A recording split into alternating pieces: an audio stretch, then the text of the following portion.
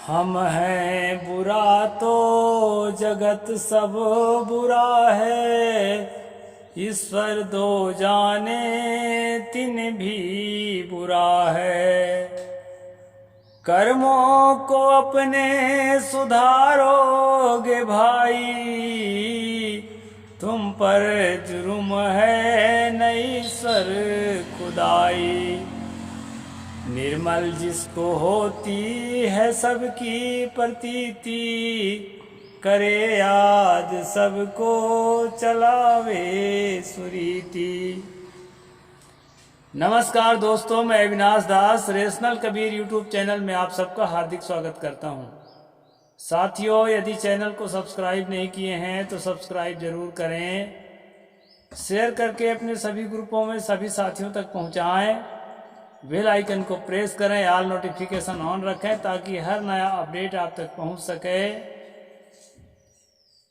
Like और comment जरूर करें दोस्तों, आपके लाइक और कमेंट की बड़ी कीमत है, इसलिए अपनी राय जरूर रखें। जैसा कि आप जानते हैं दोस्तों, इस चैनल का उद्देश्य किसी भी जाति, धर्म, संप्रदाय या व्यक्ति विशेष को आहत पहुंचाना नहीं है। इस चैनल का उद्देश्य है तर्कशीलता को विकसित करना, वैज्ञानिक सोच को समाज में स्थापित करना और देश की उन्नति में अपना भागीदारी सुनिश्चित करना। साथियों, ये छोटी सी किताब है न्यायनामा। संत निर्मल साहिब जी इसके रचनाकार हैं और आज से पिछली पीढ़ी में आते हैं, यानी कि बाबा साहेब डॉक्टर भीमराव अंबेडकर के समय से थोड़ा पहले, तो उस समय की रचना है दोस्तों। इसमें बहुत ही साइंटिफिक जो है सोच सोची गई है उस समय के हिसाब से।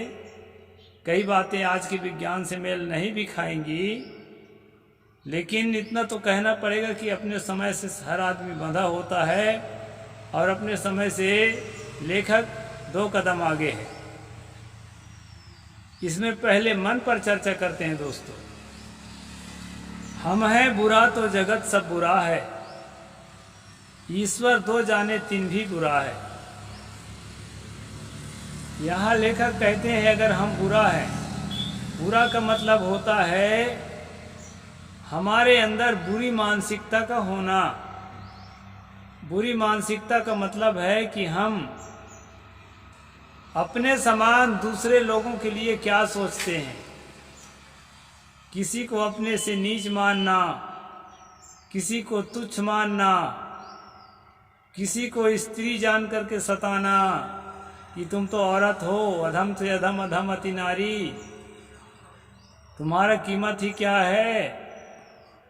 विधि उन नारी हृदय गति जानी, सकल कपट घाव गुण खानी। तो इतना घटिया तो परमात्मा ने ही तुमको बना दिया है। ऐसा करके अगर हम जो है किसी के डिस्क्रिमिनेशन करते हैं, किसी को नीचा दिखाने के प्रयास करते हैं दोस्तों, तो यही बुरा मन की पहचान है। चोरी करना, हत्या करना, व्यभिचार करना, छल कपट करना, ये मन से पैदा होते हैं। अगर इस तरह की सोच हमारे मन में है, तो इसी को कहा है कि हम हैं बुरा तो जगत सब बुरा है। संसार हमारे लिए बुरा सोचेगा, बुरा करेगा, बुरा कदम उठाएगा, टिट फॉर टॉट, जैसा कर्म वैसा करनी वैसे भरनी।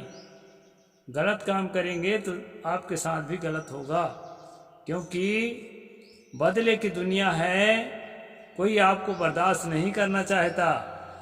इसलिए दोस्तों, अच्छी सोच सोचें, पवित्र भावना में जिएं, मनुष्य का सम्मान करें। कोई जाति नहीं होती है, स्त्री पुरुष का भेद एक लैंगिक भेद है, वो भी सुख को, सम्मान को पसंद करती हैं। इसलिए महिलाओं के साथ उत्तम व्यवहार करना चाहिए, संतोषप्रद व्यवहार करना चाहिए, उसके अंदर भी खुशियां पैदा हो, ऐसा हम व्यवहार करें। इसीलिए यहाँ कहा है हम हैं बुरा तो जगत सब बुरा है। अगर हम गलत सोच वाले हैं तो संसार के लोग भी हमारे साथ जो है, जैसे आप देख सकते हैं आज के समय में जब बहुजन जागने लगा है तो हजारों साल से प्रताड़ित करने वाला जो ब्राह्मण है, हजारों साल से बहुसंख्यक जनता को पीड़ित करने वाला, वंचित करने वाला, हर सुख सुविधाओं से वंचित करने वाला, शिक्षा से उन्नति से वंचित करने वाला आज घबरा गया है और जो है उसके विपक्ष में दुनिया खड़ी हो गई है, भारत की दुनिया। तो आज घबरा गया है क्योंकि हालांकि ये बेचारों की कोई गलती नहीं है, इनके पुरखा तो मर गए गलती करके, लेकिन उस गलती को जो ढोना चाहता है कि अरे हमारा खानदानी पेशा है, हम तो वैसा ही करेंगे, तुमको सताना तो हमारा काम है, तुमको गाली देना हमारा काम है, तुमको मारना पीटना हमारा काम है, तुमको सुविधाओं से, शिक्षा से, उन्नति से वंचित करना हमारा काम है, ऐसा अगर सोच रहे हैं दोस्तों तो निश्चित रूप से कहा जा सकता है कि ये खानदानी पेशा के कारण पुरखों के दुष्कर्मों का परिणाम हमारे ऊपर आएगा। इसलिए यहाँ पर कहा है हम जो बुरा हैं तो जगत सब बुरा है, यानी हमारे अंदर जो बुराई है, बुरी सोच सोचते हैं, बुरा काम करते हैं, उसका परिणाम जो है ऊपर से हमारे ऊपर आता है। ईश्वर दो जाने तीन भी बुरा है। थोड़ा बैठाना तो साहेब, बैठने दो मिनट। ईश्वर दो जाने तीन भी बुरा है। यहाँ पर लेखक कहते हैं जो दो ईश्वर मानता है, यानी एक हमारा ईश्वर और एक ईश्वर किसी और का, इस तरह से दो ईश्वर मानने से भी झगड़ा होता है। तो दो ईश्वर मानना भी जो है अपने जीवन के लिए अशांति का कारण है और दूसरों के अशांति का भी कारण है। हालांकि ईश्वर जैसी कोई चीज़ नहीं होती, हम लोग रेशनल हैं, फिर भी यदि कोई ईश्वर मानता है और ये मान ले कि सबका ईश्वर तो एक है, तो झगड़ा करने का कारण जो है खत्म हो जाता है। कर्मों को अपने सुधारोगे भाई, तुम पर जुर्म है न ईश्वर खुदाई। यहाँ पर साफ साफ कहते हैं लेखक कि यदि तुम अपने सोच को, अपनी भावना को, अपने विचारों को पवित्र करोगे, किसी के हक छीनने का विचार नहीं है तुम्हारे अंदर, किसी महिला को कुदृष्टि देखने का विचार नहीं है तुम्हारे अंदर, किसी भी तरह से किसी को शोषित और वंचित रखने का विचार नहीं है तुम्हारे अंदर, तो ऐसी स्थिति में कोई भी ईश्वर या कोई भी खुदा तुम्हें कष्ट नहीं देगा, तुम किसी भी प्रकार के अपराधी नहीं होगे। तो सारा अपराध संसार में होता है दोस्तों, और मनुष्यों के बीच होता है, और सारी अच्छाइयाँ भी मनुष्यों के बीच होती है। हम अच्छा कर्म करते हैं तो उसका रिएक्शन भी, उसकी प्रतिक्रिया भी हमारे लिए अच्छी आती है, ऐसा हमें विश्वास रखना चाहिए, और यही हमारा सच्चा धर्म है, रेशनल धर्म। निर्मल जिसको होती है सबकी प्रतीति, करे याद सबको चलावे सुरीति। यहाँ लेखक कहते हैं कि सबकी प्रतीति, सबकी अनुभूति किसको हो रही है?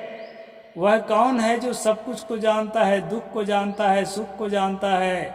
दूसरे के अंदर जो प्रतिक्रिया हो रही है, हमारे कुछ करने के, कुछ कहने के बाद जो उसके अंदर से प्रतिक्रिया हो रही है, उसको भी अनुभव करता है। ऐसा कौन है? साथियों, इस सब को अनुभव आप स्वयं करते हैं, आपका अस्तित्व है, आप चेतना हैं, आप सब जानते हैं, आप अनुभूति करते हैं, प्रतीति करते हैं, और कहते हैं करे याद सबको चलावे सुरीति। इन सब बातों को याद रखता है लंबे समय तक, और अच्छी रीति से, सुखद रीति से, अपने लिए सुखकारी हो, दूसरे के लिए सुखकारी हो, ऐसे सुखद रीति से वह चलाता भी रहता है। तो इस प्रकार से लेखक ने यहाँ कहा है 30, 31, 32, ये 3 लाइन का मैंने अर्थ आपके सामने रखा है दोस्तों। और इसको जो है खूब मनन करें और समझने की कोशिश करें कि हम अच्छा बुरा स्वयं होते हैं, कोई ईश्वर हमको अच्छा बुरा नहीं बनाता। श्री कृष्ण ने भी गीता में लेखक के द्वारा कहलवाया गया है कि ना कर्तृत्वम ना कर्माणि लोकस्य सृजति प्रभु ना कर्म फल संयोगम स्वभावस्तु प्रवर्तते। यहाँ पर कृष्ण कहते हैं कि कोई परमात्मा, कोई ईश्वर आपके अंदर कर्तृत्व नहीं पैदा करता कि तुम ऐसा करो कि ऐसा ना करो। ना कर्तृत्वम ना कर्माणि, और ही ना ही तुम्हारे लिए कोई कर्म कर देता, वह कर्म भी नहीं करता तुम्हारे लिए। कई लोग कहते हैं ना कि उसके बिना तो एक पत्ता भी नहीं हिलता। उनके गाल पे ये तमाचा है दोस्तों कृष्ण का।